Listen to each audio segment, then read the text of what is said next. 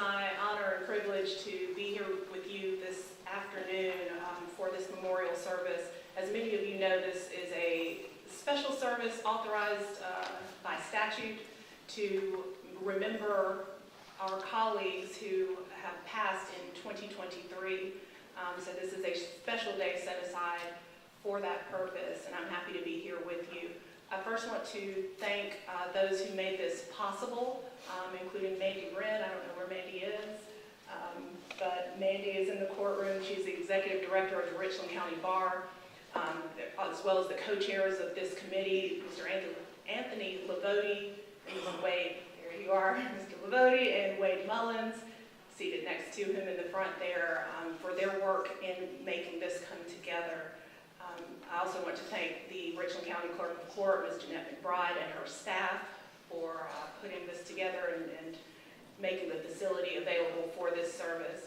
I want to recognize the judges that we have in attendance. They are sort of scattered around the room. There's a concentration of them over there in the jury box. Judge Clifton Newman retired from the circuit court just last year. Judge Casey Manning also retired from the circuit court. We've got Vance Strickland, family court judge here in Richland County. DeAndre Benjamin, who is a judge at the 4th Circuit Court of Appeals now. She used to be here with us in Richland County and has been elevated to that bench. We have Daniel Coble, also circuit court judge here in Richland County, as well as Milton Kempson, another Richland County Circuit Court judge. I know that Allison Lee is out in the audience. She is retired from the circuit court. Michelle Childs is here, Tripp Anderson, goodness gracious, too many to name, so many, but I want to thank them for their presence here today. I'm first, before we hear from those presenting, I'm going to call on Mr. Michael Polk, the president of the Richland County Bar, for his remarks. Mr. Polk.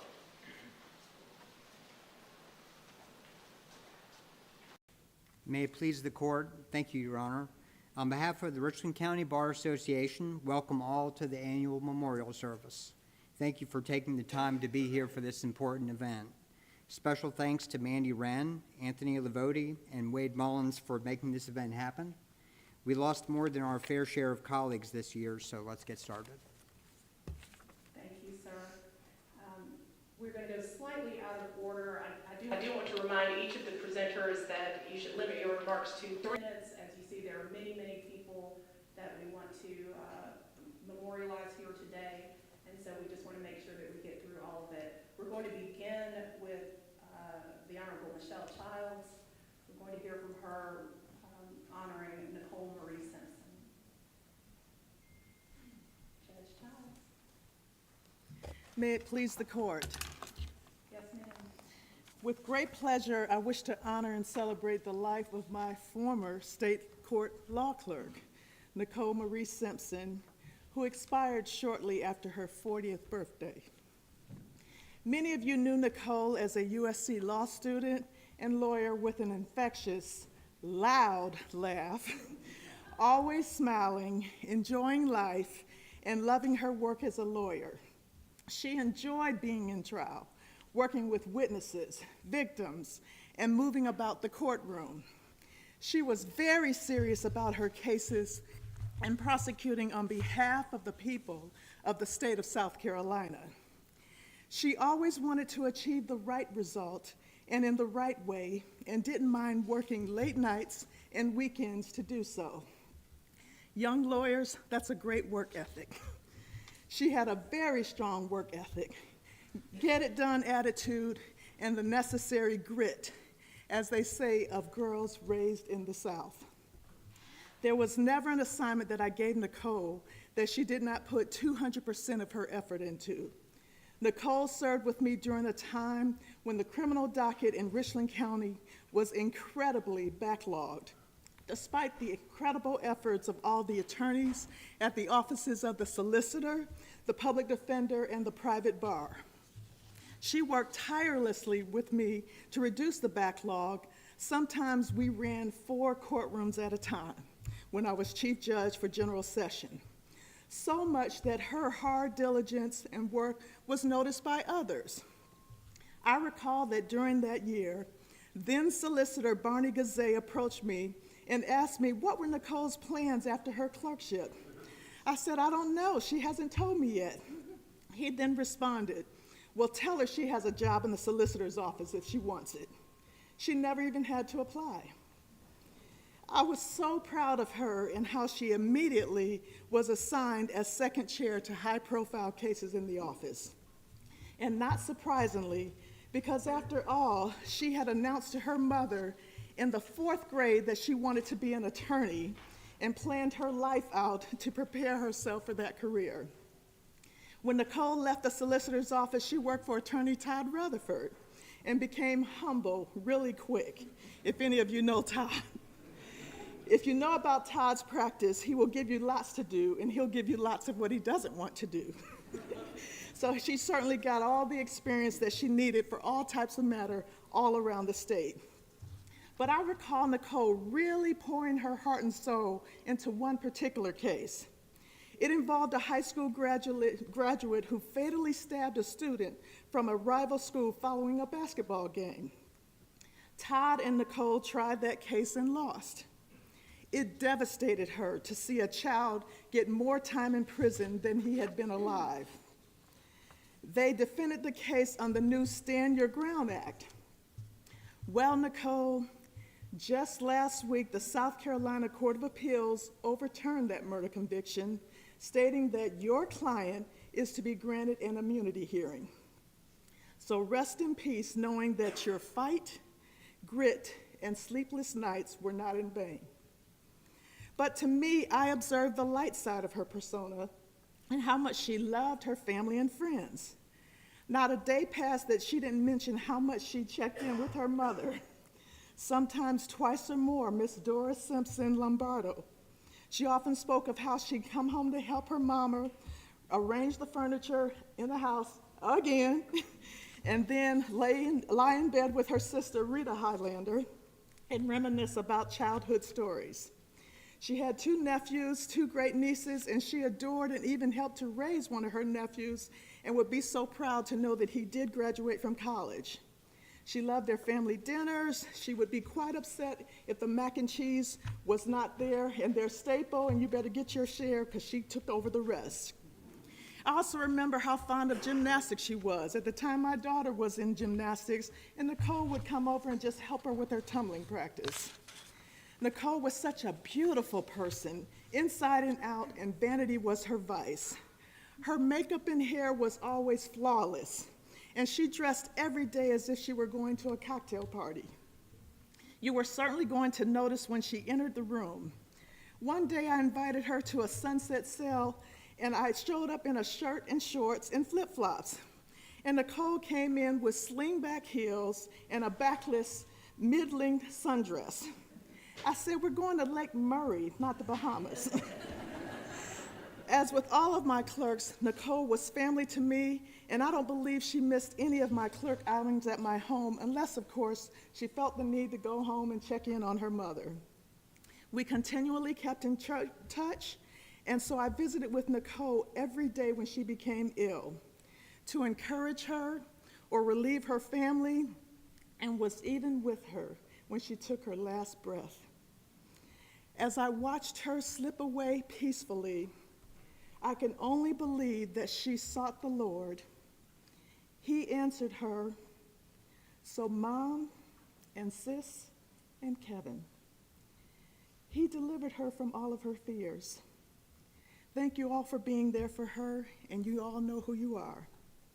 Rest well, my beautiful and fearless angel. Thank you. Thank you, Judge Childs. We will next hear from the Honorable Ralph King Anderson regarding Liz Boozer.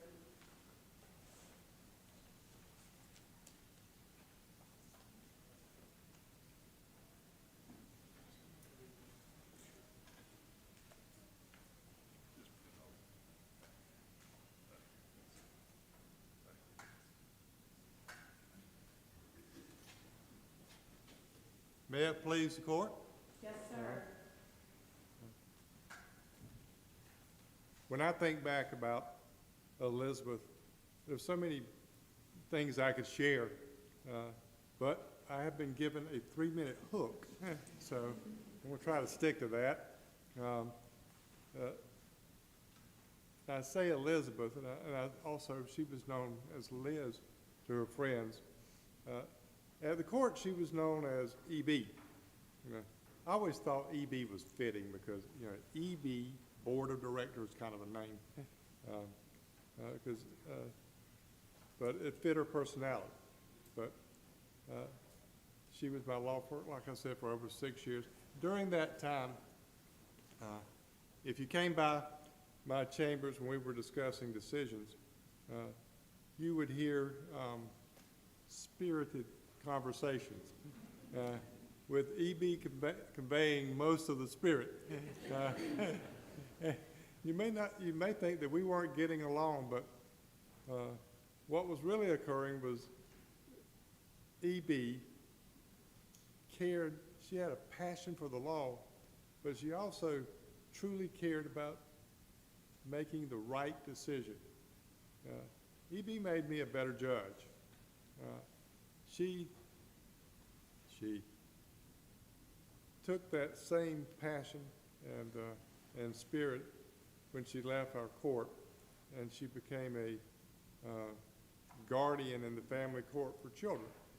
And my God, we need good guardians. And she also later took on the difficult task of representing indigents in DSS parental termination cases. But her favorite part of that job was fulfilling adoptions. One of the kids that she represented early on, and there was lots of stories in this area, but he told that after she represented him in adoption, she kept up with him for 14 years until her passing. EB reflects the passion, the love for the law, the caring for our clients that is just such admirable traits for lawyers for the Richland County Bar. And with that, I can tell you that Richland County is going to miss EB, her family, her friends, and I are truly going to miss her. Thank you for letting me speak about it. Thank you, Judge Anderson.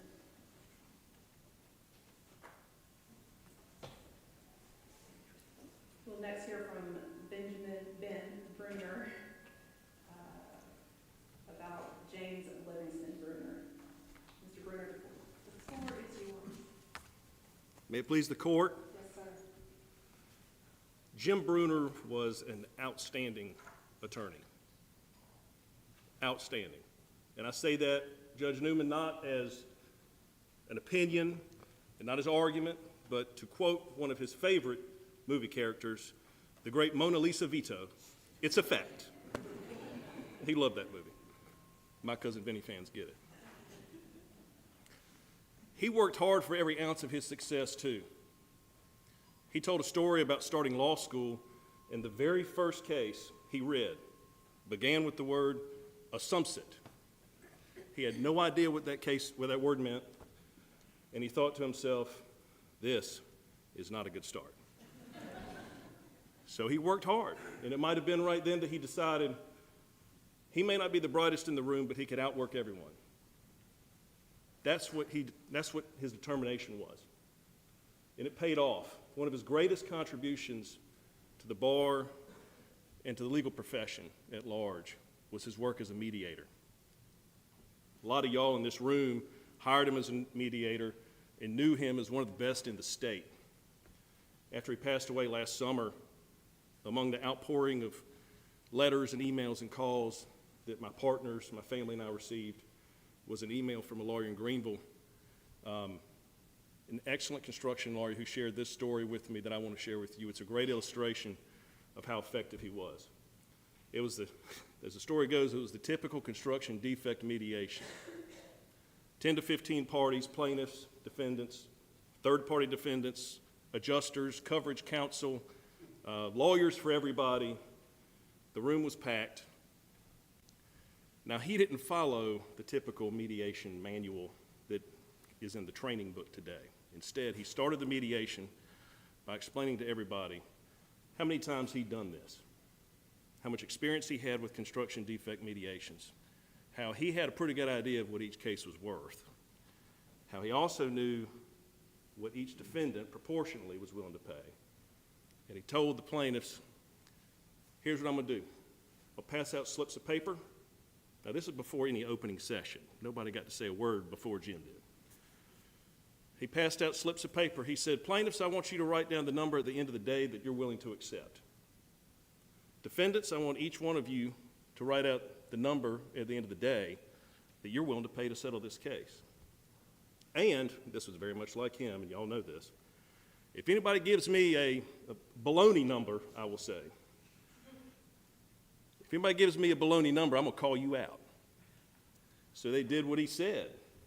He gathered up the slips of paper. He left the room, and 15 minutes later, he came back in the room and announced the case was settled. He told each one of the defendants what they were paying. He told the plaintiffs what they were getting. And the case was resolved in less than an hour. They didn't even have time to order lunch. The lawyer that told me this story said he uses it as the poster child for how an effective mediator gets cases resolved. That's a large part of his legacy and his contribution, and we're all grateful for that. No doubt, during that mediation, he probably used some of his patented self-deprecating humor. He would, if he were sitting here today listening to this, he'd probably turn to someone next to him and loudly whisper, "This all sounds real nice. Who are they talking about?" But we are grateful. Judge Newman, thank you for this proceeding. We're grateful to the bar to be able to slow down long enough to recognize the contributions that my father had and that all these fine lawyers we lost last year had on our profession. Thank you. Thank you, Mr. Bruner. Next, call on Randall Dong to tell us about Thomas Matthew Fryer.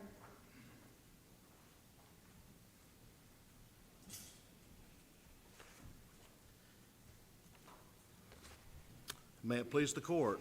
Yes, sir. Good afternoon. I see a good many familiar faces around here, and that's comforting for those of us who are not accustomed to doing a lot of public speaking.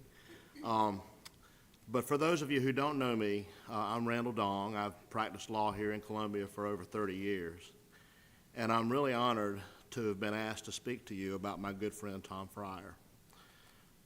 When I moved here from Atlanta, Tom was one of the first local lawyers I met, and he welcomed me. Columbia has a reputation for being a little bit insular, but I never got the sense of that, and I made more friends in 6 months here in Columbia than I did in 2 years in Atlanta. So thank you for that. Tom was the fourth of 5 siblings. They were all boys, and he grew up on his family's farm in Guilford County, North Carolina. He believed deeply in the value and dignity of hard, honest work, and he represented working class people, farmers, small business people, people who were in financial distress. He was a bankruptcy lawyer. He only represented debtors. That was his calling.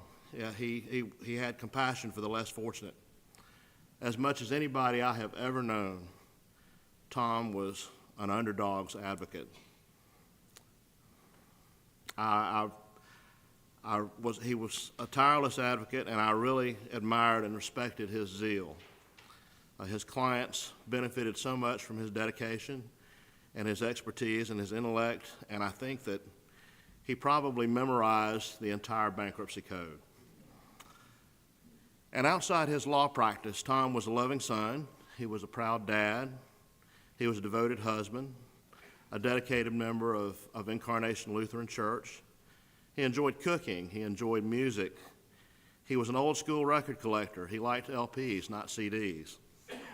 He enjoyed vintage television shows like The Andy Griffith Show and old movies like The Great Escape. And he was an avid sports fan who followed his alma mater, the Wake Forest Demon Deacons in just about every sport. He was a student of American history and politics. He engaged all of us friends in spirited debate while enjoying food and drink at his favorite neighborhood places like Rockaway and Pizza Man. And I was so privileged. It was a real blessing to call Tom my good friend. And I really miss him. And I know for all of you who knew him, y'all miss him too. And for those of you who didn't know Tom, I'm really sorry you didn't have the opportunity to know him. Thank you for being here, and thank you for listening.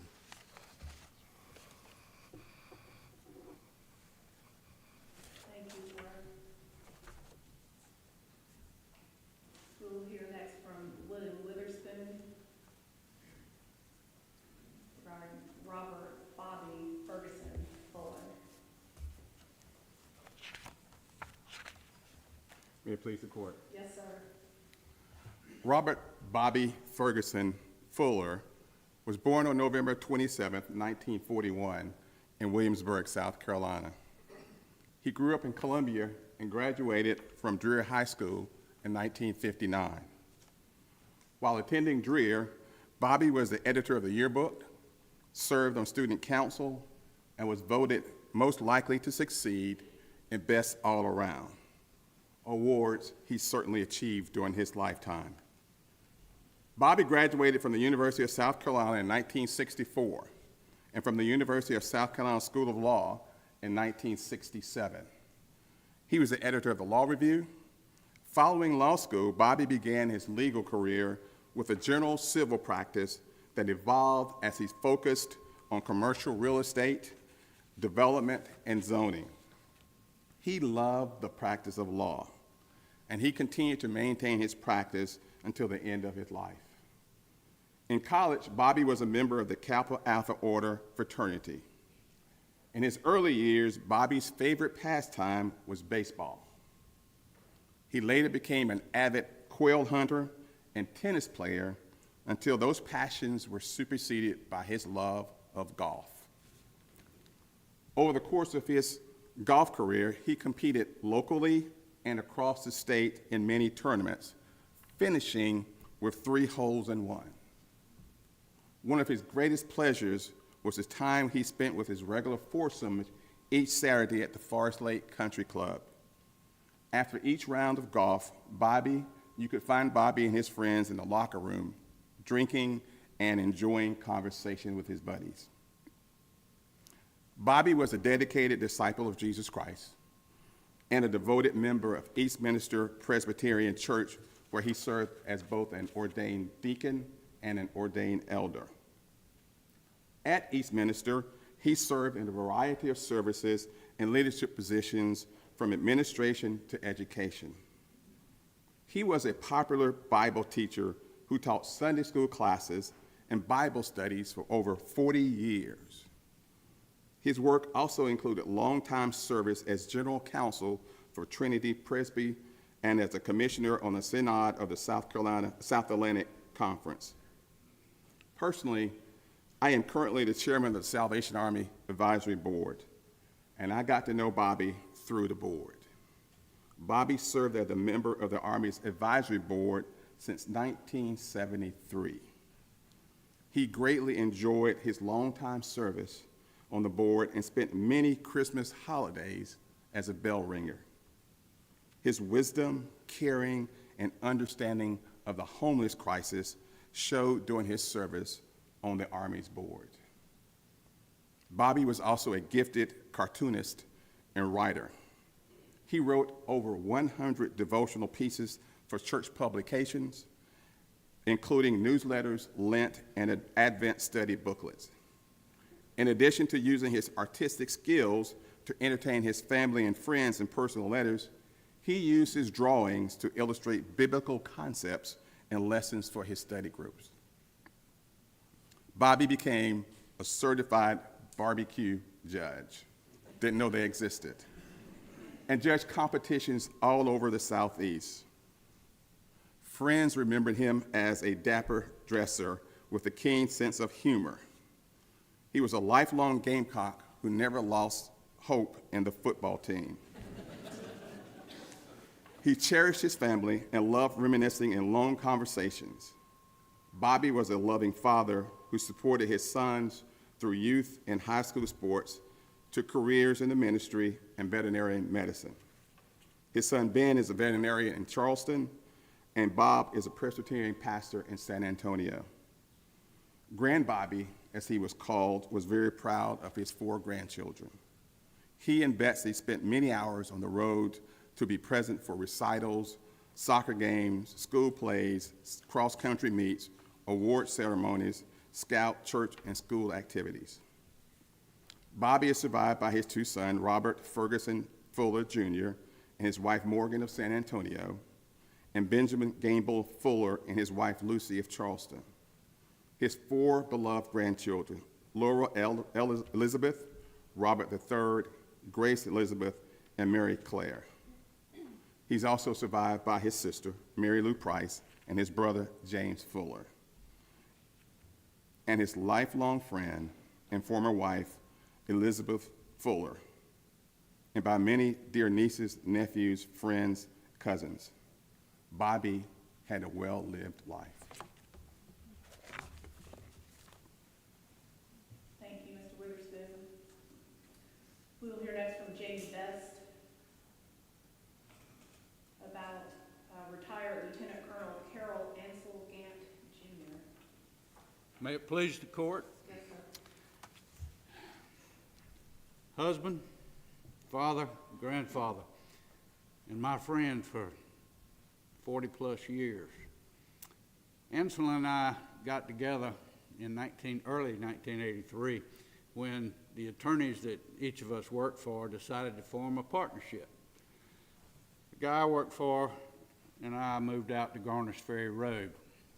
That partnership lasted maybe 8 months, and I decided to stay put. As I was newly out of law school, a fledgling attorney, Ansel was given the task to sit with me at my first trial, which was over in Lexington County in the little courtroom. We had prepared that case and prepared that witness, and Ansel and I were both shocked when Tom Salaney got our guy on cross-examination and made him do a total 180. The client witness blatantly lied, and needless to say, I was soundly defeated. Ansel was also serving at Shaw. He was a hearing officer, and I believe it was on Tuesdays when he did his time over there. And of course, this was in the day prior to mobile phones or cell phones being commonplace. Well, he would get out at Shaw about 5 o'clock, and around 5:20, 5:30, somewhere along in there, we'd get a call. It was the first payphone after you crossed the river coming back to Columbia on the left. And Ansel always wanted to know how many missed phone calls you had, because he was diligent and would stay there. He would stay there until he called all those folks back. Ansel was loved by his clients. Even today, I got a call wanting to talk to Lawyer Gant. And everybody that's called in the past year has been very saddened to learn that he has passed. He took the time to listen to everything they had to say. I thought sometimes he listened too much, but anyway, he wanted to be able to draft the documents that they wanted the way they wanted, if possible. Ansel loved jokes. He kept index-sized slips of paper in his wallet that he had written in very tiny print the punchlines. Am I up? Little Johnny made up a good number of those jokes, which obviously I can't tell here today. He loved South Carolina history, especially the Columbia area and Civil War. During Civil War time, he collected memorabilia from battlefields up and down the East Coast. Kept a lot of that stuff at the office. He also collected memorabilia from World War II, both Allied and Axis powers. Kept a lot of that at his house, guns, ordnance, that kind of thing. So much so that at his passing, his wife contacted the ordnance disposal team at Shaw to come make sure all that stuff was safe. He liked British cars. He had several MGs. He had a Jaguar toward the end of his life. He asked me one time, he said, "You know what comes standard in the glove box of a Jaguar?" I said, "No, other than the owner's manual." He said, "No, that's not it." He said, "There's a local bus schedule in it." He was a die-hard Gamecock fan. He once commented that he'd rather see his children go to jail than go to Clemson. He was a great partner. We could talk, discuss. He did not have an overbearing personality, and he knew the law. He had transformed from a trial attorney to a transactional attorney toward the end of his practice, but he's still my friend. I still miss him, and I will continue to miss him. Thank you. Thank you, sir. Next call on Gaston Ferry. Tell us about it. Yes, sir.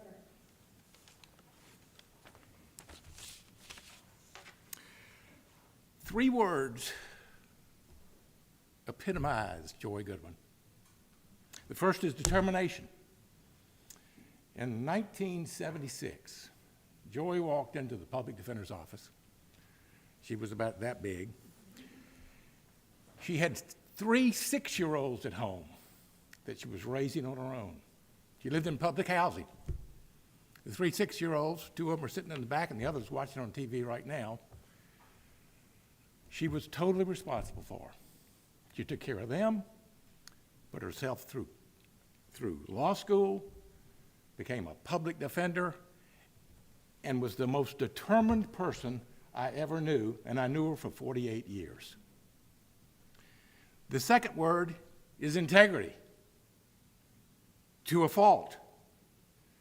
In a trial in, I think, 1978 or 79, I was monitoring the trial. She and another lawyer were representing defendants in a fairly serious trial about home invasion and stuff like that. And it came up during the trial that maybe her client wasn't going to necessarily do things that were kosher.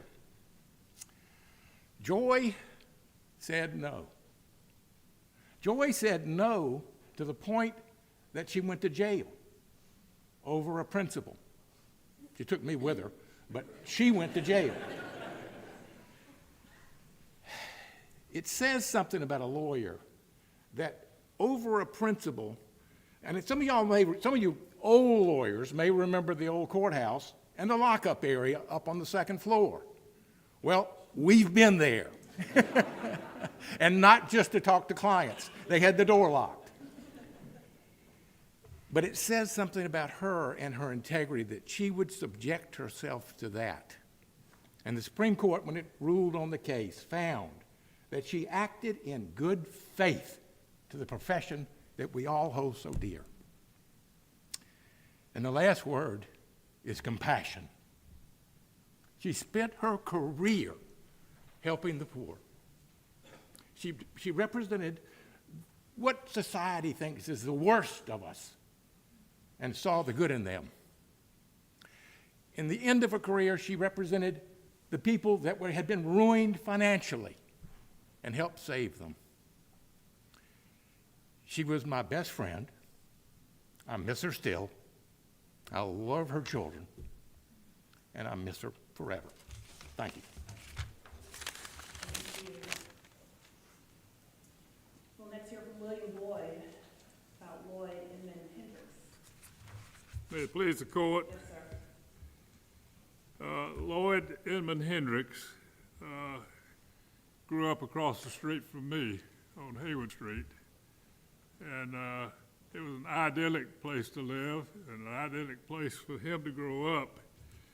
And he went to Dreher High School as he matured. And when Dreher was at the zenith of its time with in athletics and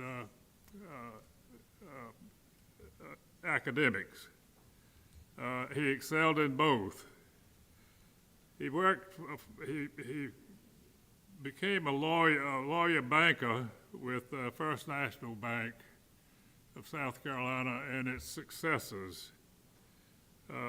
He represented Richland County for 5 terms in the House of Representatives, and the South Carolina Chamber of Commerce named him 1984 Legislator of the Year.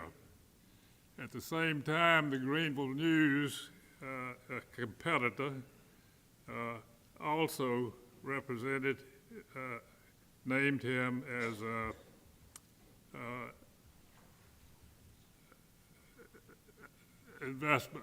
banker lawyer of the year. He received the Order of the Palmetto and designated the interchange of I-20 and Farrow Road, Two Notch Road. He's survived by his wife Sue, his sons Lloyd Hendricks Jr. and James Christian Hendricks, who is here today,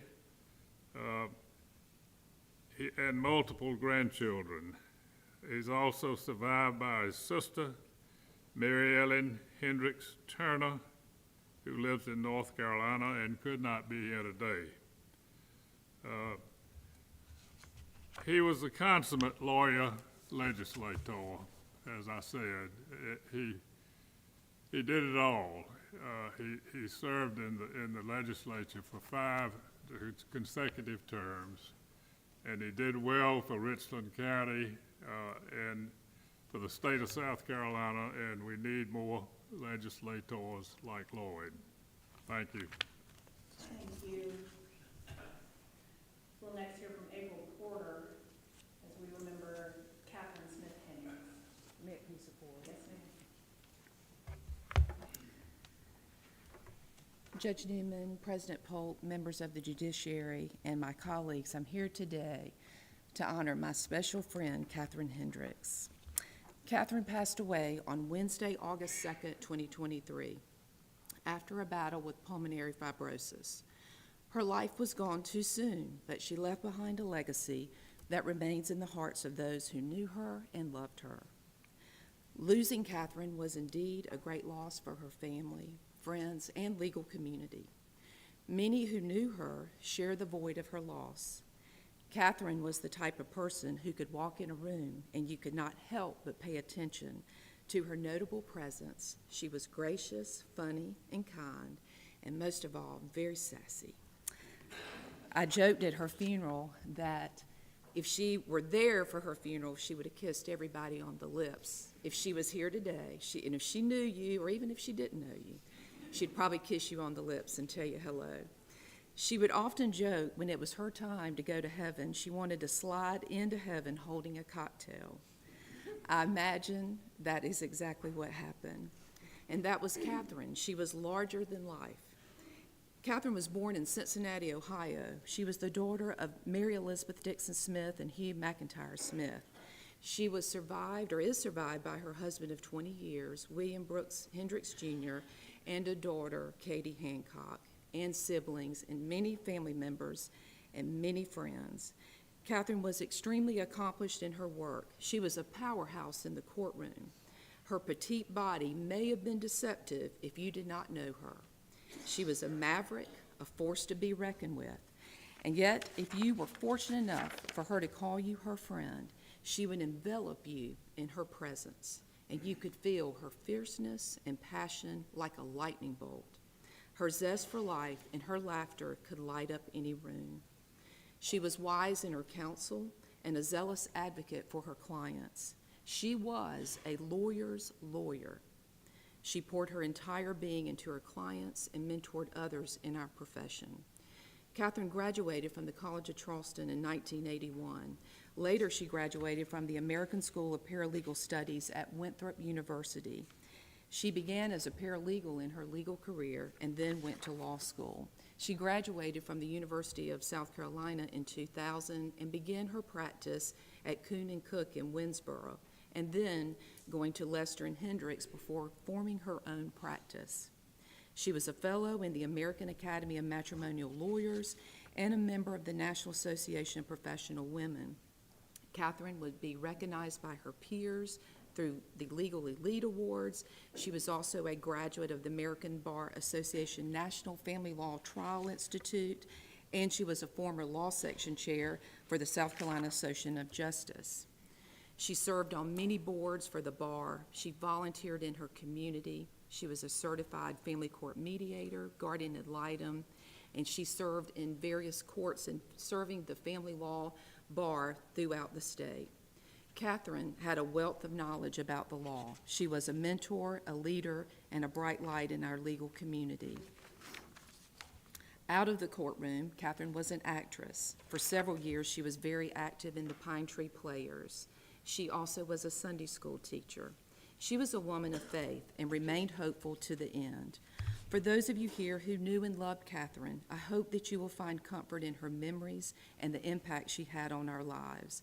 Her legacy will live on, and we can honor that by loving each other unconditionally, celebrating each day as a gift from God. Her death is a reminder that life is so much more than our title or career or accomplishments. It is more about living your days to the fullest and not being afraid to live with boldness, passion, empathy, and recognizing that we all are just walking each other home. Thank you.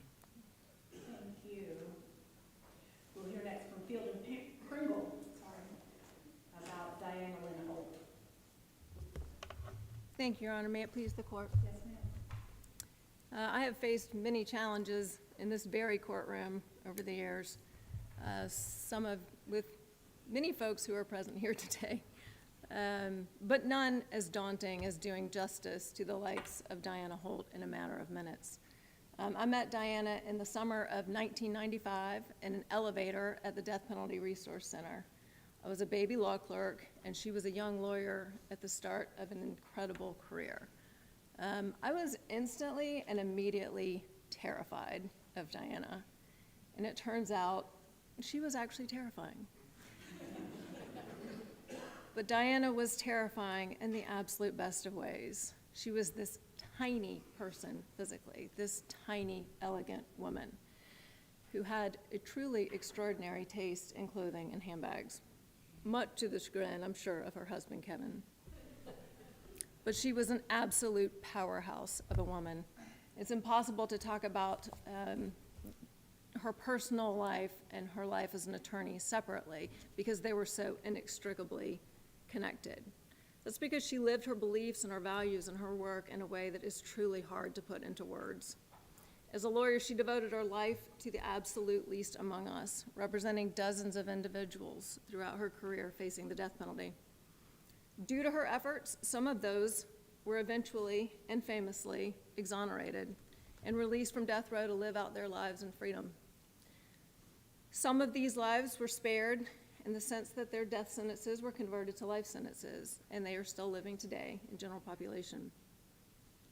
And some of them were executed. Diana was the type of person who could comfort a client, a man, and bring a hesitant smile to their face, sitting across from them just hours from execution and mere feet from the death chamber. I saw her do it with a client whose fate would have destroyed any ordinary person or attorney, a client who she believed with every fiber of her body was innocent. Diana wasn't ordinary. She would lay herself in front of an oncoming train to save a client's life, and if you tried to stop her, she would throw you to the side, sometimes with just a look. If you knew her, you know that look. She was tireless and fearless in every way. She pushed everyone in her orbit to work as hard and be as dedicated and care as much. Her words in 2014, said in an interview, say it best. If I throw in the towel, a client dies. If I stop working, they stop breathing. Sometimes I am the first person who ever stuck by them or treated them with respect. I just saw this quote recently, but I didn't need to see it. Anyone who knew her or worked with her knew this about her. She lived it and breathed it every day. But she saved her most undying and fierce love for her precious boys, Jeffrey, JJ, and Christopher, and for her kind and very patient husband, Kevin, who she adored without measure.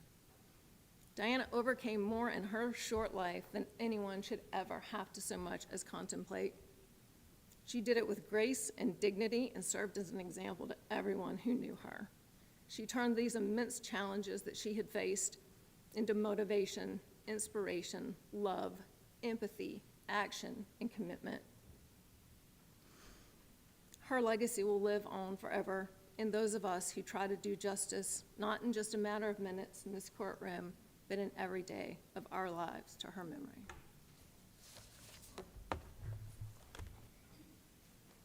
Thank you, Ms. Pringle.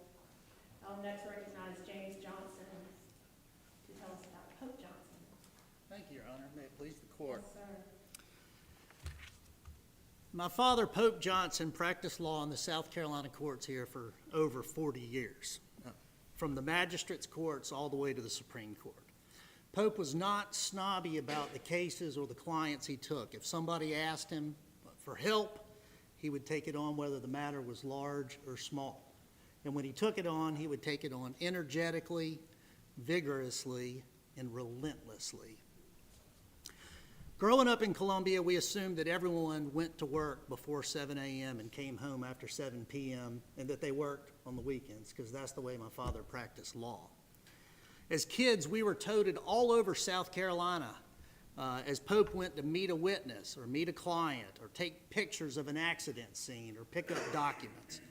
Pope was hands-on with everything he did. He did his own research. He did his own document review.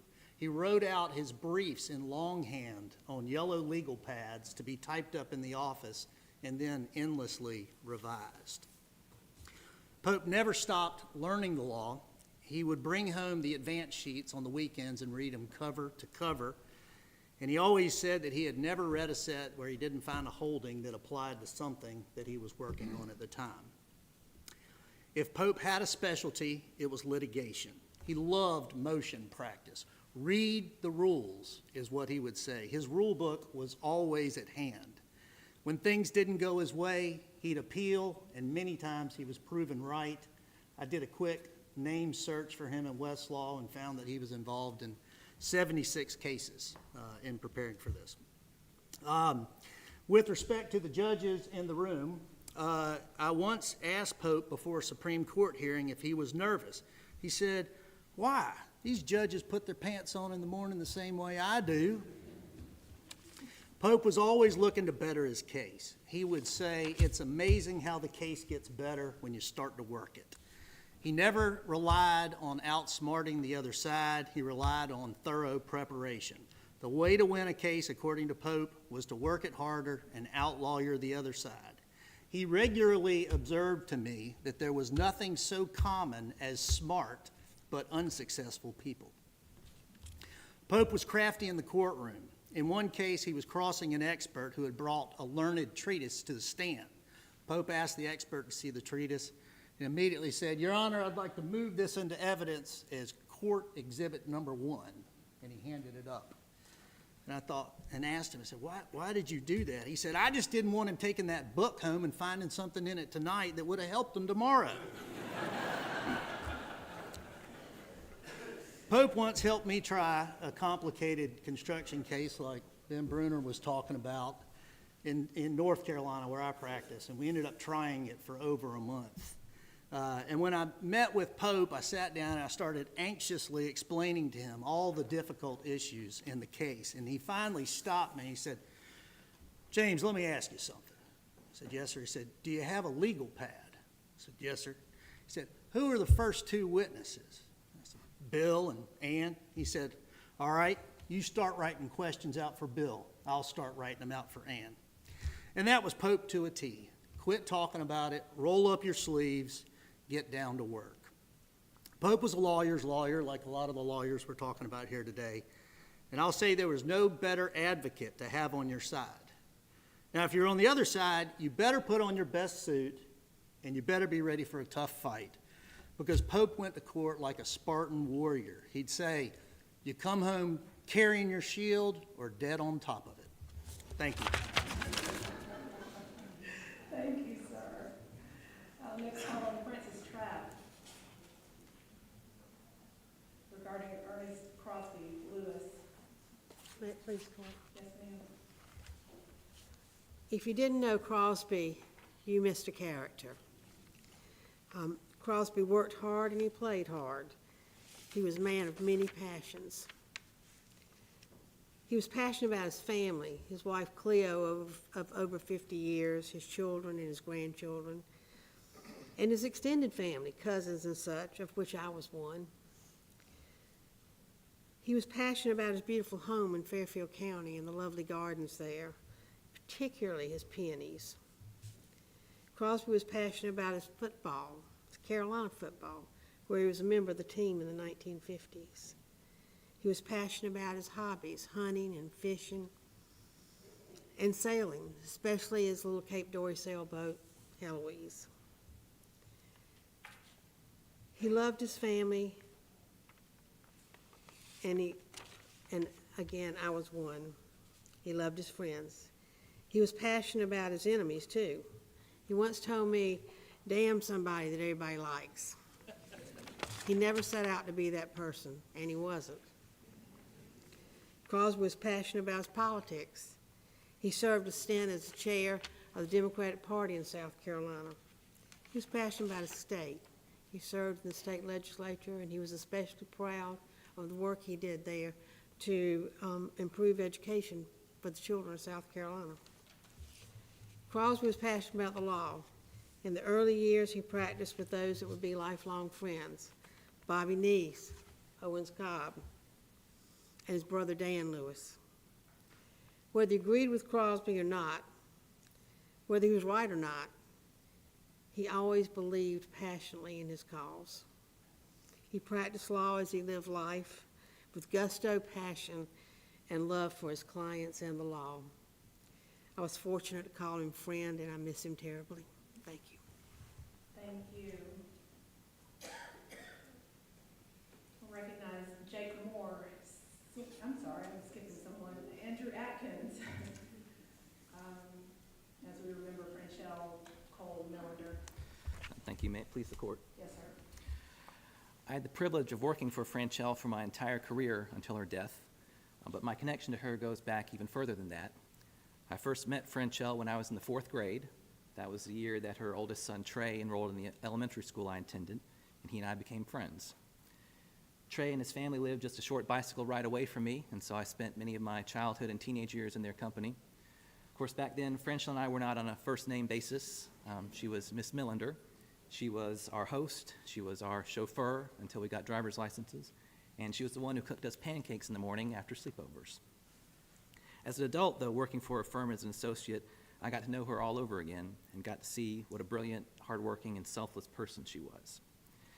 Franchelle graduated from high school when she was just 16 years old.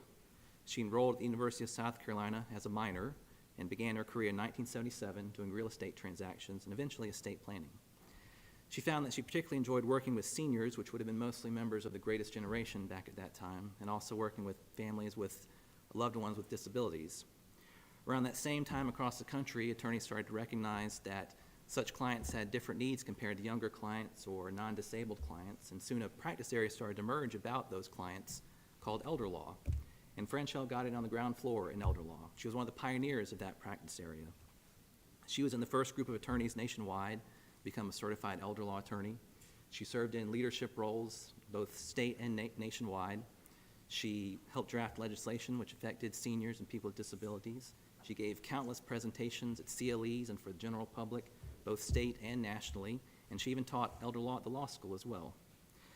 Attorneys and judges often sought her out for advice, and one story about that has always stayed with me that her longtime friend and assistant told me.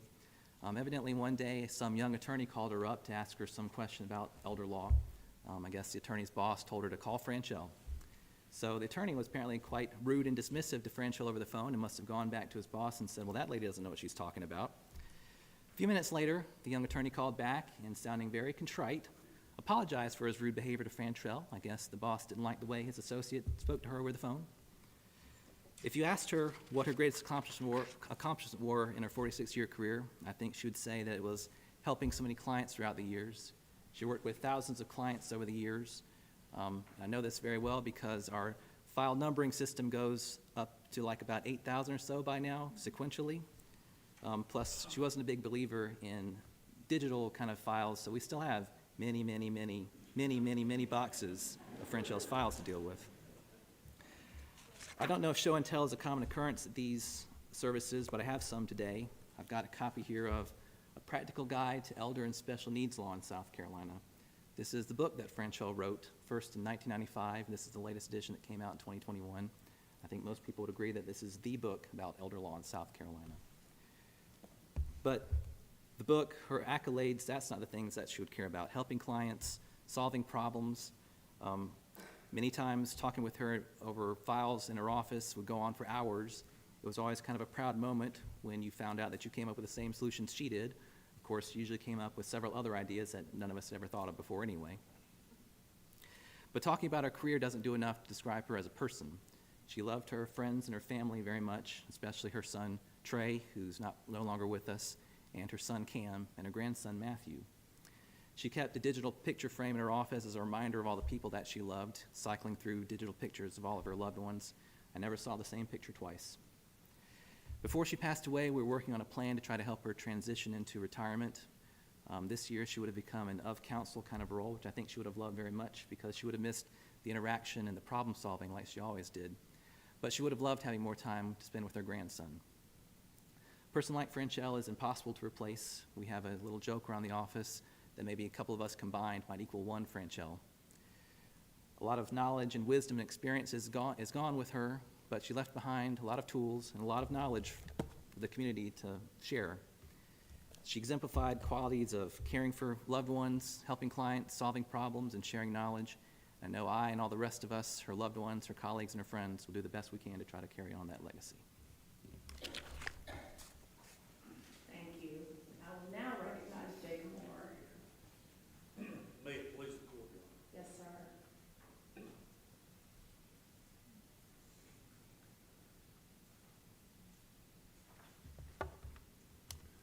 This is hard.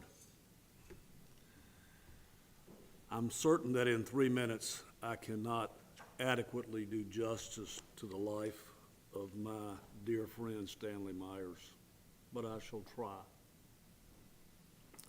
Stanley Myers is one of the finest human beings I have ever had the privilege to know. He loved his family. He loved and was loved by his community. Stanley loved his country, and he loved the Citadel. I hired Stanley when Stanley was still a senior in college. It's one of the best things I ever did. He was a brilliant attorney. He had a good mind, but that was not Stanley's greatest strength. Stanley's greatest strength was simply the empathy and love he had for basically everybody. His clients could feel it, his partners could feel it, the entire community could feel it. Many of you may not have noticed this, but Stanley was a black man.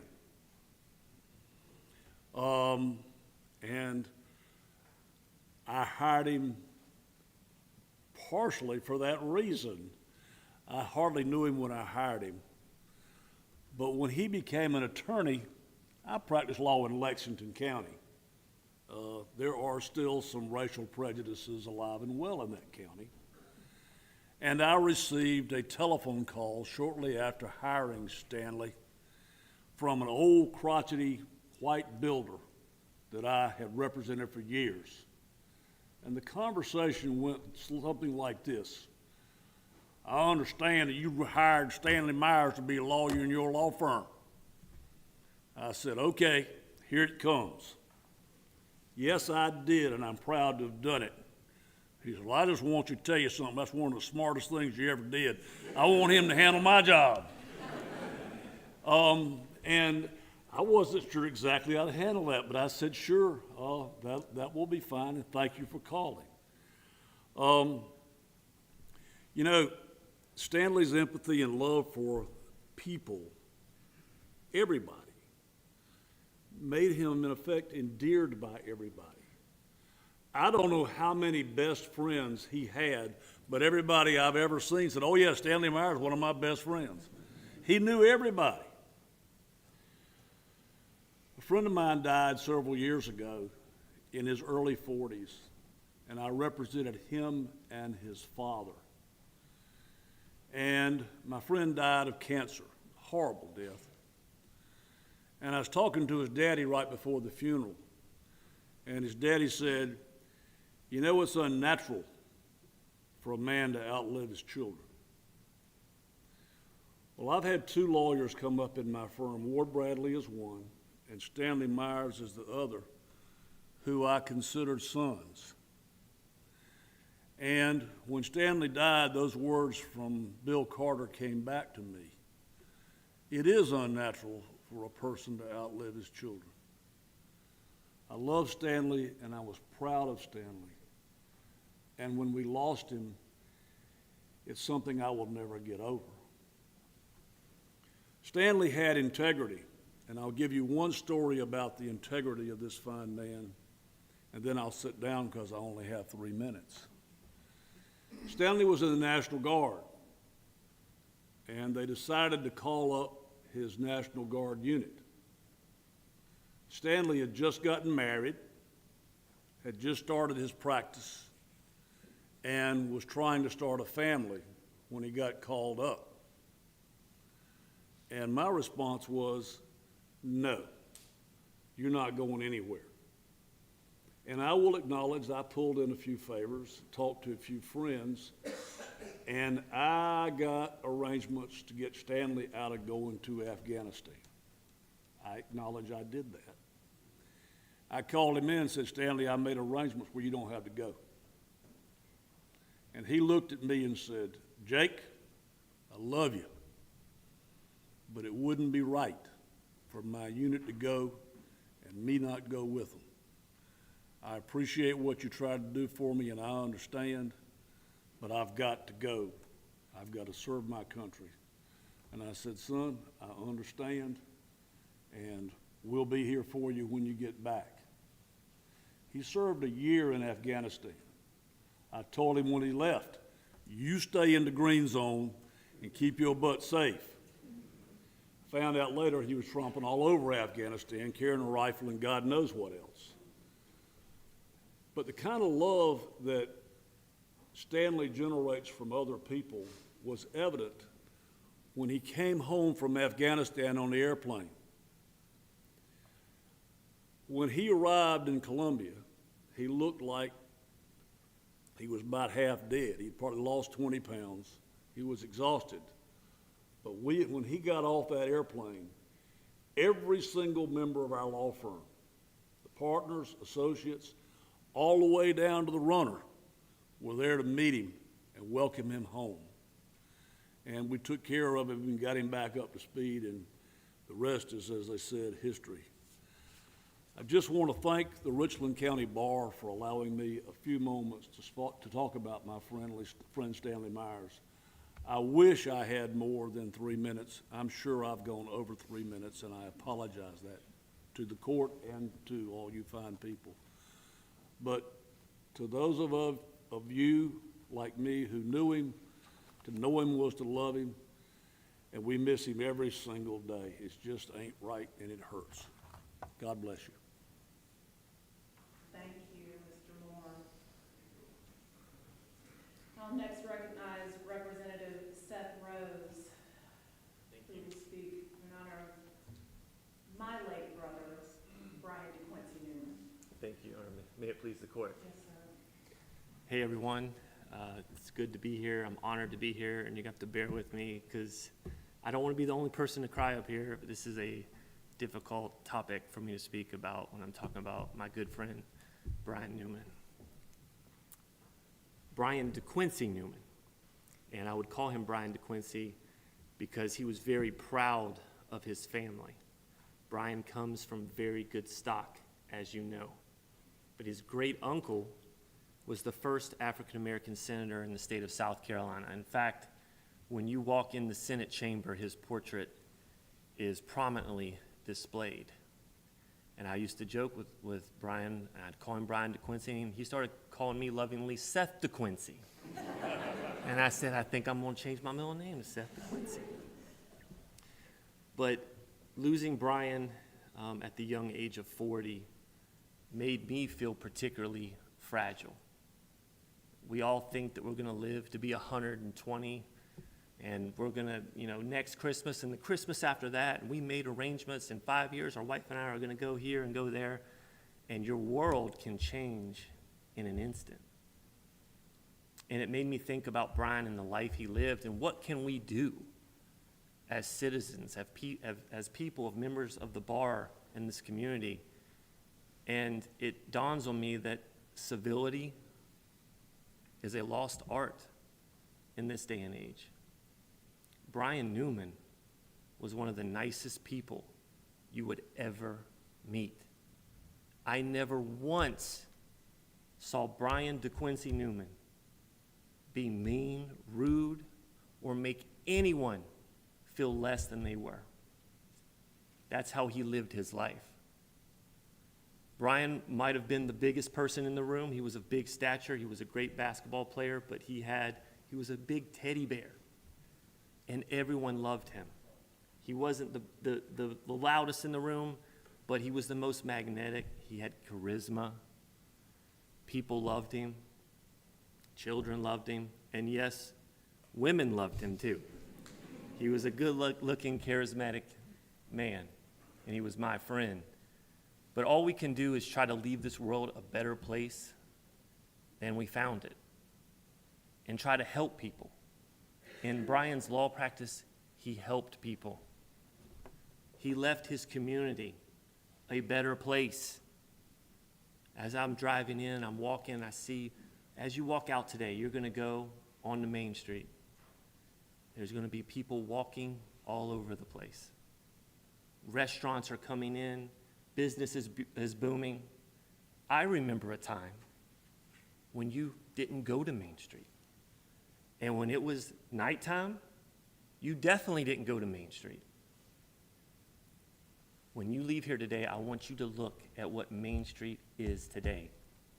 That is where you are going to see Brian DeQuincy Newman, the youngest elected city council member in the history of this city, still today, Mayor Pro Tem. The policies that he enacted with Mayor Benjamin and others while they were on city council is what changed this Main Street. It takes leadership. It takes people like Brian DeQuincy Newman. A few weeks ago, we were trying to find something to do with my 3 young children. My wife said, let's just go watch the Firefly game. And we went, and we decided just to get some tickets in the berm, let my kids run around. They have the bounce house, and my kids are gonna get ice creams and run around. And I was sitting out on the grass, looking out over towards home plate, and up in the distance came this beautiful sunset. The sky was the most beautiful colors, and there was this office building that's being built. There's cranes everywhere. Historic buildings have businesses coming in. They're making preparations for the medical school, the University of South Carolina Medical School, to go there, which is going to be a huge boon for this area that was just not producing tax revenue. Beautiful buildings just being wasted. And I sat there in silence. I didn't even tell my wife this. But I looked at this beautiful sunset, and I looked at the surroundings, and I said, we are all here because of Brian DeQuincy Newman. Because there was a time when Bull Street was a very political issue. The sky was going to fall if we do Bull Street. And it was difficult in that moment to have leadership to vote for this transformative project, whose best years are to come. It was a 4-3 vote. It was a 4-3 vote. You know who the swing vote was? Brian DeQuincy Newman. And that's a fact. We all want to leave this profession, leave our community a better place. In 40 years, Brian Newman did more than most will do in 100. I am honored to call him my friend. I am honored to bring remarks here today. And I want to say thank you to the Newman family for sharing him with us. And I know that he's in a better place. And I know where he is having a good time, because Brian always brought the good time. And you know what? I'm excited to see him one day. Thank you. Thank you, Representative Rose. So glad that you and I were able to make it through that without crying. I will next recognize the Honorable James Lockamy to tell us about Judge Jean Powell.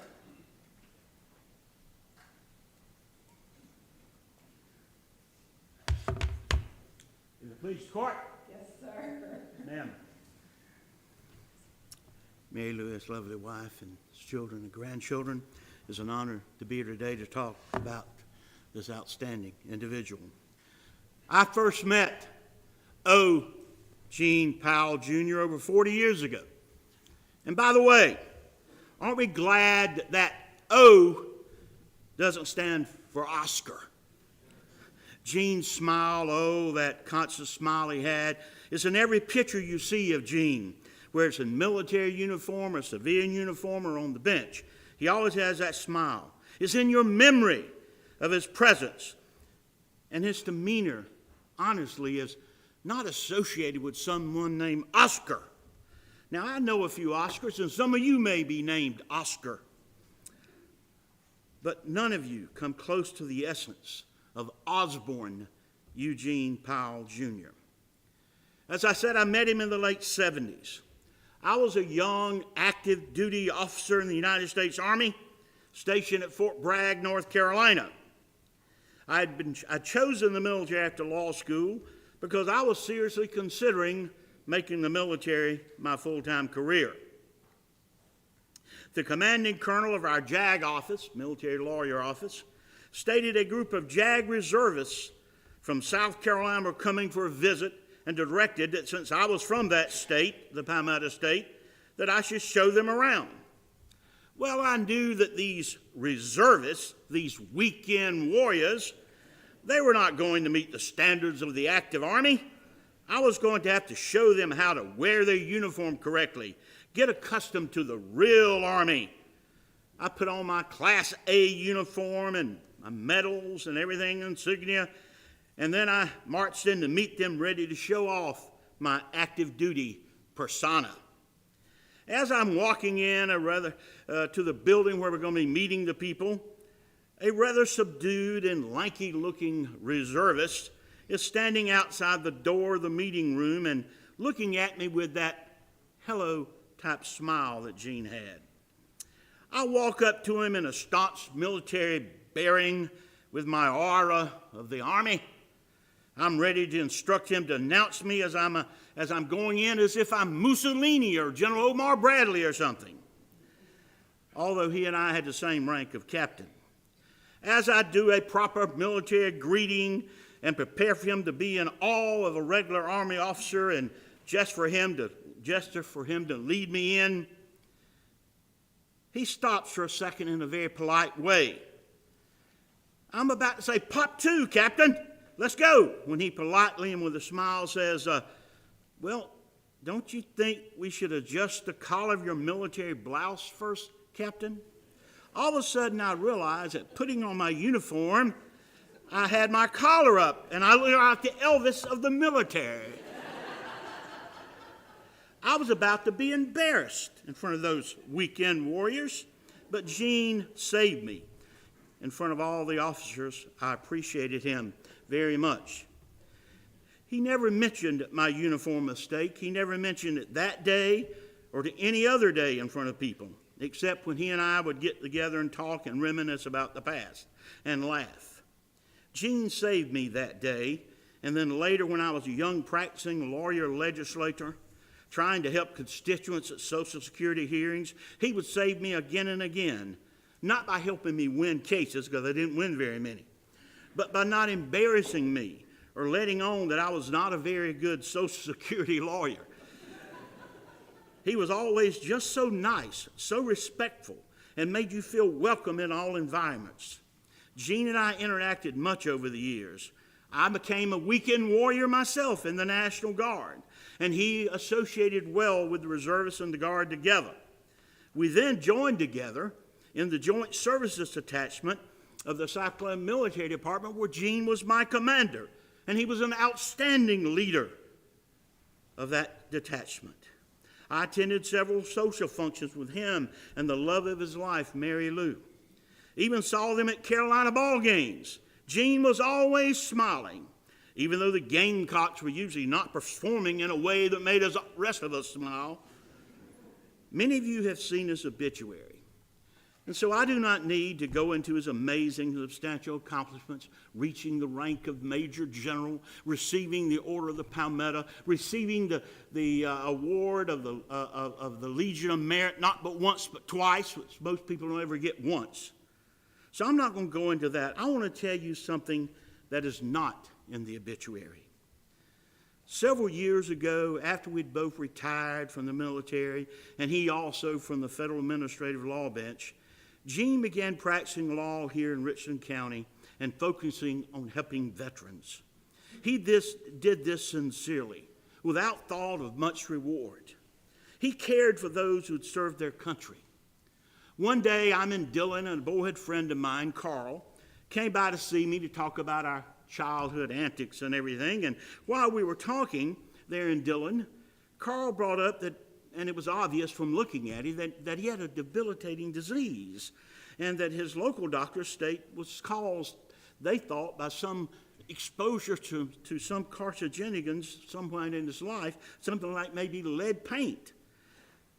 Well, he looked very badly, and I really thought he was close to death. Carl stated the only time he could ever have possibly been around lead paint was when he was assigned the duty to repaint the battleship parts in the Navy in the late 60s. He only spent 2 years in the Navy, very small amount of time. But he had no clues what to do. And he'd made attempts through our Veterans Affairs for help, but they couldn't get anywhere for help, and his records were so sparse. He had very little records in all of his service. He needed serious medical care, I could tell that, and he needed it soon. Well, I called Gene. Gene agreed to see Carl. Several months later, Carl came by to see me. He looked much better. He stated Gene handled everything for him and that now he was 100% military disability, receiving benefits every month, even a check. And he could, even because he could no longer work. Carl was in thankful tears that he had met Gene Powell. And he said to me, he said, "You know, James, when I first met him and I saw that caring smile, I knew that if he could help me in any way, he would." And he did. I count the day as a blessing in my life when I ran into that lanky, kind, young reservist outside that meeting room at Fort Bragg. Gene Powell not only helped me that day, but changed the lives of so many like Carl over so many decades of service to his fellow mankind. Osborne Gene Powell Jr. made a difference for the good in this world. We're all fortunate that he was in our presence. Thank you. Thank you, Judge Locke. Next,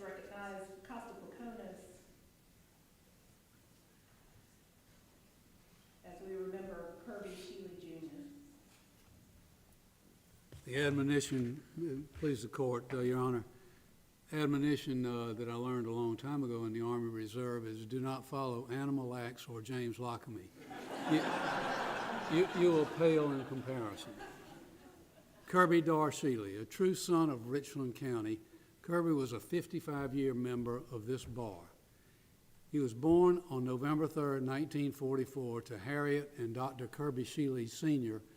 and grew up 3 blocks up the street on Blanding Street in a beautiful antebellum home next door to St. Paul's Lutheran Church, where in the full circle of life, his funeral service was conducted 79 years later. He was educated in the public schools of Richland County, including Columbia High, which is where our friendship began 65 years ago. I had the great good fortune to be Kirby's high school, college, and law school classmate, as well as his fraternity brother at Wofford.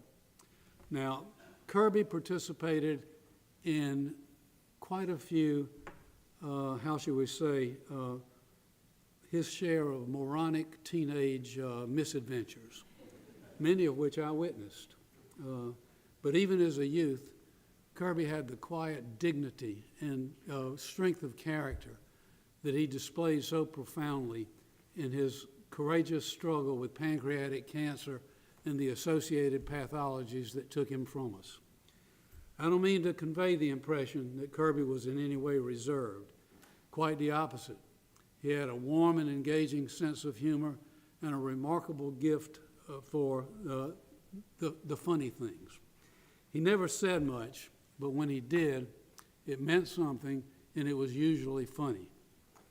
Bubba, to family and friends in his early years, he later used or relied on that sense of humor to cope graciously with 2 less dignified nicknames, Pig and K-Hole. He left Wofford early, the envy of all, driving his graduation gift, a brand new 1965 Ford Mustang convertible, and enrolled in USC Law School the following fall. Upon graduation, Kirby accepted a position with lawyer R.K. Wise at the princely salary of $25 per week. Mr. Wise was a gruff, curmudgeonly man. You could discern readily the contents of his last 6 meals from the stains on the front of his shirt. But he was also a Harvard Law School graduate with a lucrative FILA practice, which Kirby helped expand and grow into the firm of Wise, and Shealy, while serving as a municipal judge in the city of Forest Acres beginning in 1974. He retired from the practice of law in 1999 and accepted a position as a Richland County magistrate, a post that he would hold until attaining the age of presumptive senility in 1999. Your day will come. Trite though the phrase may be, Kirby was a lawyer's lawyer, a generalist of the first order in an age of emerging specialization.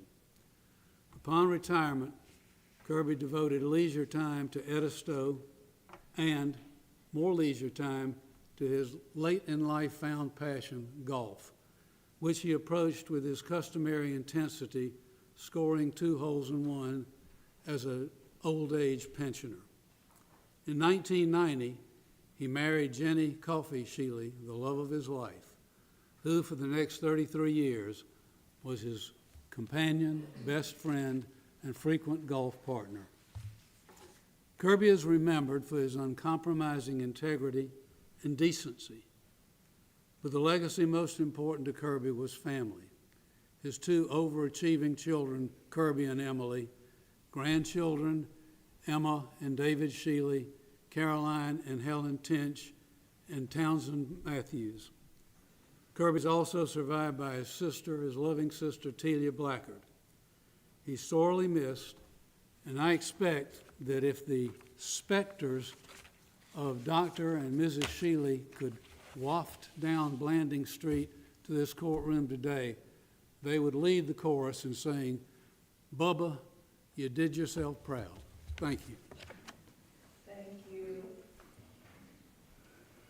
At this time, I recognize Tom Delaney to tell us about Walker Duval's rule. May it please the court. Yes, sir.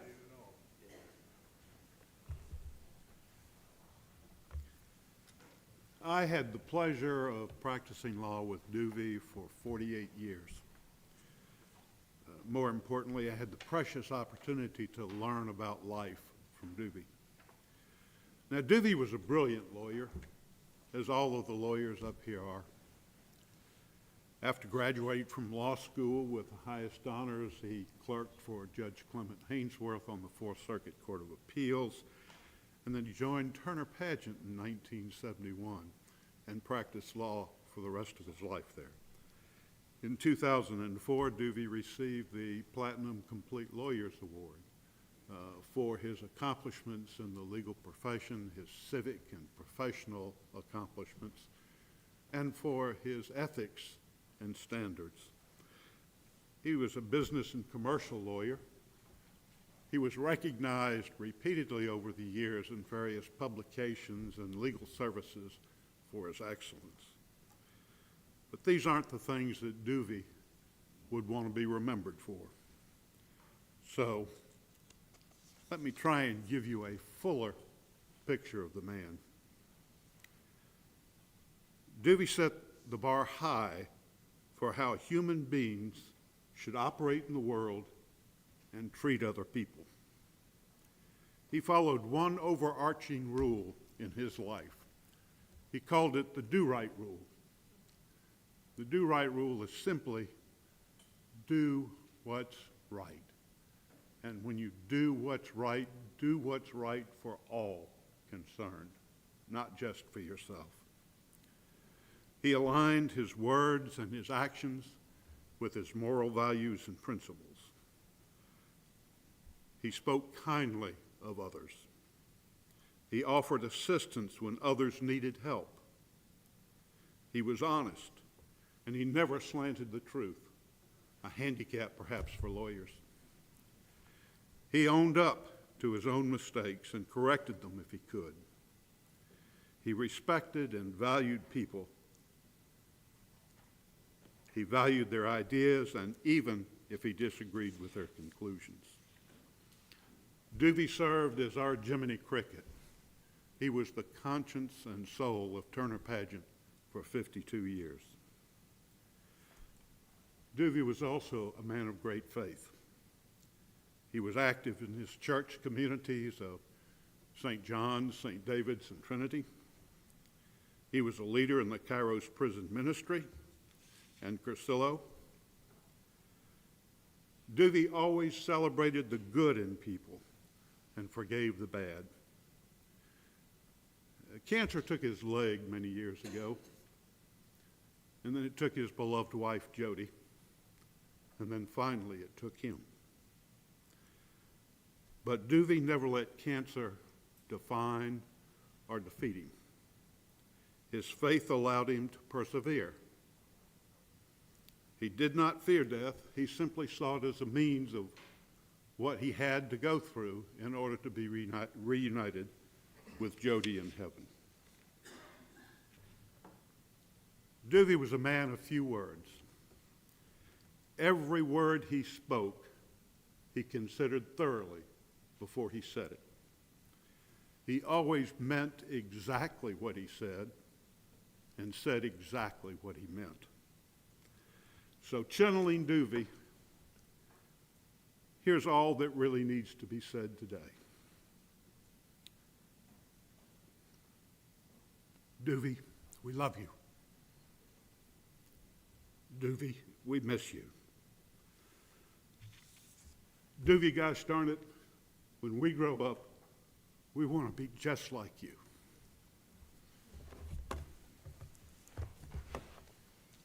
Thank you. Our final honoree is Walter Shell Subert Jr., and I call on Carl Holloway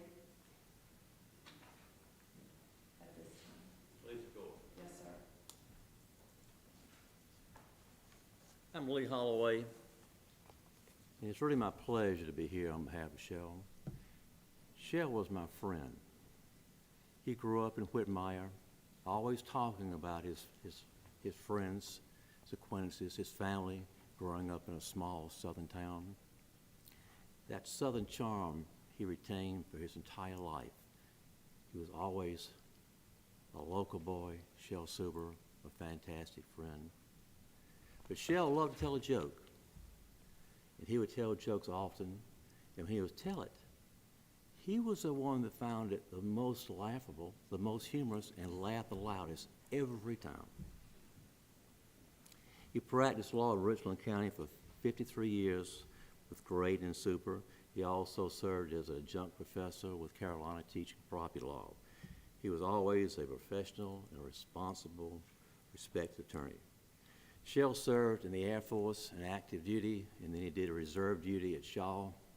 He obtained the rank of colonel. There were 7 of us that completed our Air Force duty in JAG, and then we all did our reserve duty, complete our careers at Shaw. And we were together many, many weekends. But out of those 7 people, with Shel's death, there are only 2 of us left, Lindsey Graham and me. Everybody else now is gone. In addition to his working as an attorney and teaching in Carolina, Shel had a fantastic career in municipal government. He served 12 terms as council member for the city of Forest Acres, a total of 47 years, 2 years as mayor pro tem. I believe that's a government record. I'm sure Shel never actually endorsed this, but I knew many times people out campaigning for Shel would take the approach, vote for Shel Suber. He'll treat your money as if it was his own. And if you knew Shel, you knew that was very, very conservatively. Well, during his time on city council, I served as city attorney for 33 of those years. We worked together over and over on municipal ordinances, regulations, and requirements.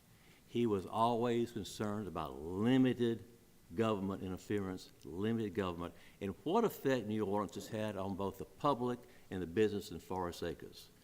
If he ever didn't agree, which did happen, he was always kind, courteous, not mad a voice. He would just say, let's think about that. Let's think about that. And he would do it with that southern charm and that southern accent. His was almost as bad as mine.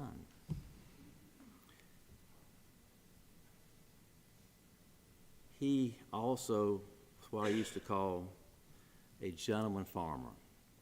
He had some property in Whitmire, and he also had a farm out on Fairfield Road, and it was a unique place.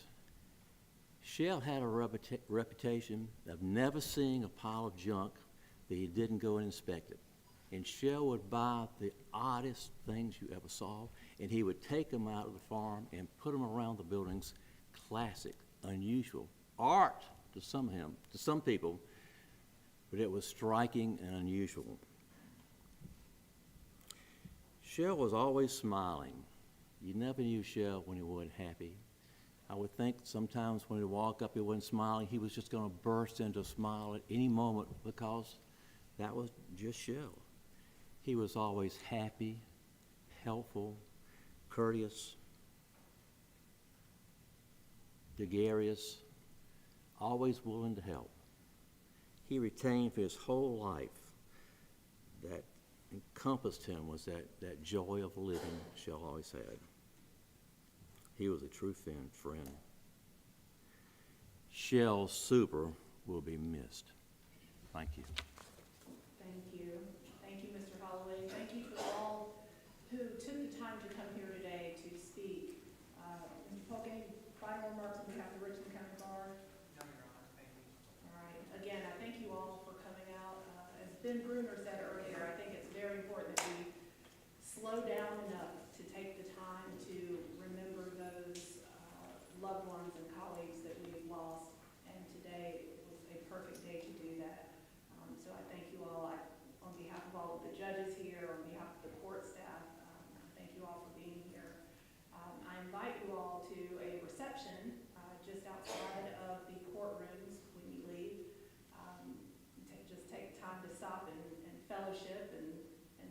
each other.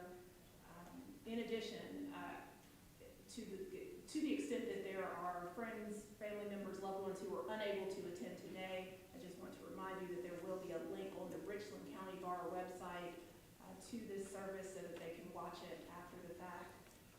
There being no other business, thank you again to Bodie, Wade Mullins, and Mandy Wren in the back. But this special term of court is now adjourned. Thank you all.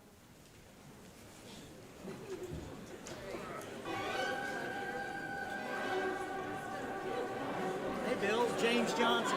I remember you from back in the day. I'm Pope's son. Yeah.